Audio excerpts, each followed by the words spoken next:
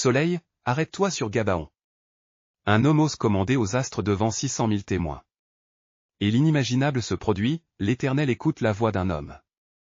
Nous sommes dans Josué chapitre 10, et nous assistons au miracle le plus audacieux de l'Ancien Testament. 5 rois cananéens s'allient contre Gabaon parce que cette ville a fait la paix avec Israël. Mais ils ne savent pas qu'ils défient le Dieu qui a fendu la mer Rouge. Adonit-Sédec, roi de Jérusalem, rassemble une coalition massive.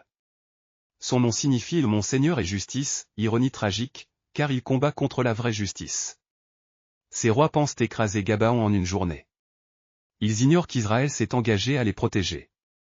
Et surtout, ils ignorent que l'Éternel lui-même combattra cette bataille.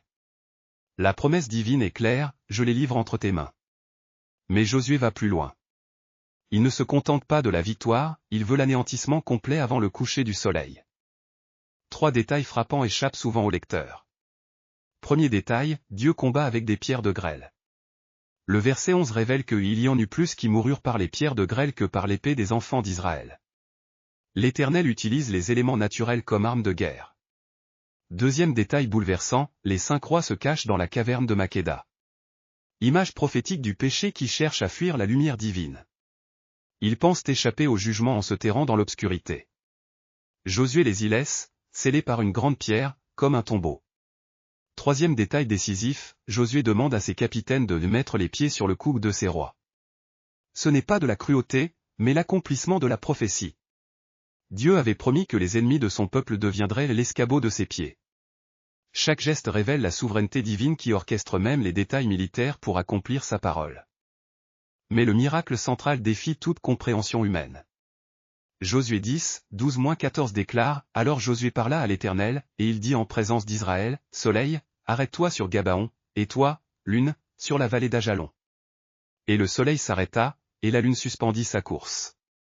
Observez la progression, Josué parle à l'Éternel d'abord, puis commande aux astres en présence d'Israël. C'est l'intercession publique la plus audacieuse de l'histoire. 600 000 hommes entendent leur général commander au soleil. L'Écriture précise, il n'y a point eu de jour comme celui-là, ni avant ni après, où l'Éternel ait écouté la voix d'un homme. Pourquoi ce miracle unique? Parce que Josué intercède selon la volonté révélée de Dieu. Il ne cherche pas sa gloire, mais l'accomplissement total de la promesse divine. Son audace repose sur la fidélité de l'Éternel. Et le résultat? L'Éternel combattait pour Israël. Le Créateur suspend les lois naturelles pour honorer l'intercession de son serviteur. Cette bataille révèle 3 changements théologiques majeurs. Premièrement, l'intercession audacieuse. Jusqu'ici, nous voyons Moïse intercéder dans l'intimité, Aaron dans le tabernacle. Mais Josué intercède devant toute l'armée. Il transforme la bataille en acte de culte public. Sa prière devient témoignage de foi devant les nations. Deuxièmement, la domination divine absolue. Dieu ne se contente plus de guider ou protéger. Il contrôle directement les éléments cosmiques. Soleil, lune, grêle, tout lui obéit instantanément. C'est l'affirmation la plus éclatante de sa souveraineté sur la création. Troisièmement, la victoire sans compromis. Contrairement aux batailles précédentes où certains ennemis s'échappent, ici l'anéantissement est total. Il n'échappe à personne. Cette radicalité préfigure le jugement final où aucun ennemi de Dieu ne subsistera. Josué applique le principe du vérem, la consécration par destruction complète. Pendant que les hommes combattent, la création assiste à ce spectacle inouï. Du haut des cieux, je vois l'impossible. Le soleil obéit à la voix d'un homme. Comme c'est étrange, frère Aigle.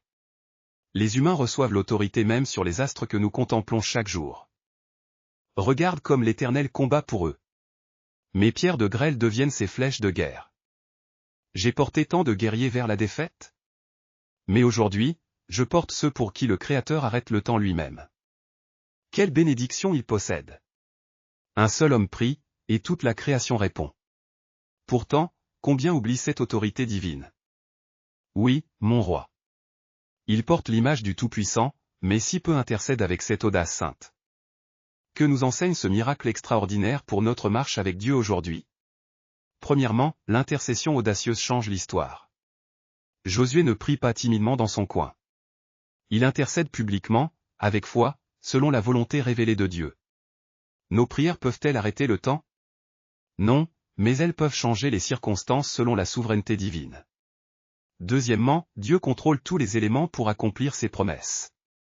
Rien n'est impossible à celui qui a créé soleil et lune. Vos obstacles semblent-ils insurmontables? L'Éternel qui a lancé des pierres de grêle pour Israël combattra pour vous aussi. Troisièmement, la victoire spirituelle demande une obéissance complète. Josué n'a fait aucun compromis avec les ennemis de Dieu. Dans notre combat spirituel, la demi-mesure mène à la défaite. Enfin, l'intercession selon Exode 17h16 continue. Comme Josué a levé les mains vers le soleil, nous levons nos prières vers le trône de grâce. L'Éternel écoute encore la voix de ses enfants qui intercèdent selon sa volonté.